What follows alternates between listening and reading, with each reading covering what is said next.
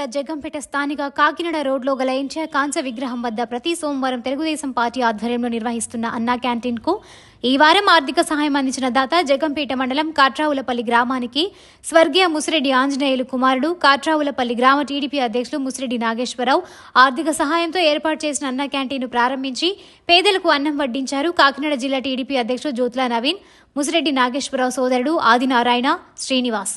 ఈ సందర్భంగా ఆయన మాట్లాడుతూ గత ప్రభుత్వం పేదల నోటికాడ అన్నం లాగి అన్నా క్యాంటీన్లు రద్దు చేసినందుకు నిరసనగా జగ్గంపేటలో గత సంవత్సరం 8 మాసాలుగా అన్నా క్యాంటీన్ నిర్వహించడం జరుగుతోందన్నారు.